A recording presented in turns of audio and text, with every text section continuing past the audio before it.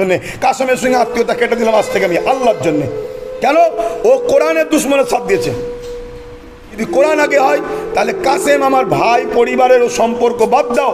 হাদিস পাকে আছে মান আহাব্বা লিল্লাহ ওয়া আবগাদা লিল্লাহ ওয়া আতা লিল্লাহ ওয়া মান আলিল্লাহ ফাকাদ ইসতাকমালাল ঈমান। ভালোবাসবে আল্লাহর জন্য, দুশ্মনী করবে আল্লাহর জন্য, আত্মীয়তা করবে আল্লাহর জন্য, বিচ্ছেদ হবে আল্লাহর জন্য। তা আত্মীয়তা যার সঙ্গে করবে আল্লাহর জন্য, যার সঙ্গে আত্মীয়তা কাটবে সেটা আল্লাহর জন্য। কাসেমের সঙ্গে আত্মীয়তা কেটে দিলাম আজ থেকে আমি আল্লাহর জন্য। কেন? ও কোরআনের দুশ্মনের সাথ দিয়েছে।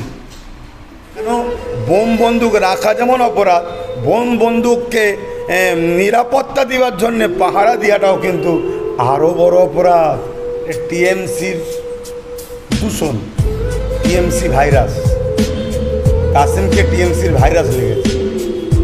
টিএমসিতে যেই ঢুকে গেছে অমনি টিএমসির মতো কথা কাসেম বলছে।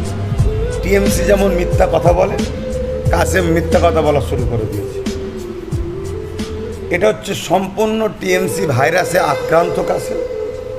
তবে ব্যক্তি আক্রমণ কখনো আমি কারো করি না, বিশেষ করে পরিবার নিয়ে বলতে চাই না। কিন্তু কাসেম ইসলামের ওয়াকাফের দুশ্মন, কোরআনের দুশ্মন, টিএমসির সঙ্গে নাম লিখিয়েছে, তাই তার বিরুদ্ধে আমি কথা বলি। ব্যক্তিগতভাবে তাকে কোনো আক্রমণ করছি না। অতএব সে যে দলে নাম লিখেছে সেই দলটা বলছে কোরআন শেষ হয়ে যাবে, ওয়াকাফের জন্য দিল্লিকে আন্দোলন করো। ওয়াকাফ আন্দোলন করেছে, অনেকে অ্যারেস্ট করেছে। মসজিদে ইমামরা নাকি উস্কানিমূলক বক্তব্য দেয়। নিউ টাউনে মসজিদ করতে দেয় না, অথচ সরকারের ট্যাক্সের টাকা, জনগণের টাকায় সেখানে অন্য ধর্মের ধর্মস্থান তৈরি করছে। এরকম একটা সমাজ বিরোধী, সংবিধান বিরোধী, ইসলাম বিদ্বেষী একটা রাজনীতির দল যেমন বিজেপি এবং টিএমসি, একই সেই টিএমসিতে নাম লিখিয়েছে কাসেম।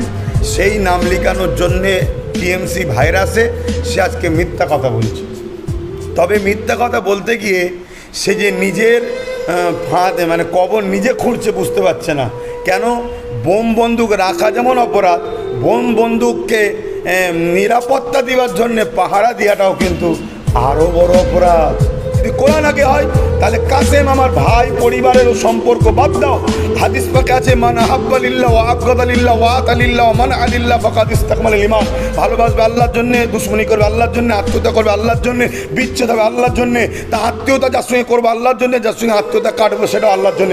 কাসেমের সঙ্গে আত্মীয়তা কেটে দিলাম আজ থেকে আমি আল্লাহর জন্য। কেন? ও কোরআনের দুশ্মনের সাথ দিয়েছে। এত বড় কথা বললাম, যতদিন বাঁচবো ওর সঙ্গে আমার কোনো আত্মীয় থাকবে না। ও আমাকে ব্যক্তিগত আক্রমণ করেছে, আমার বাড়ির ছাদে বোম রেখেছে আর রেখেছে, ওসব কথার কোনো ভ্যালু নেই।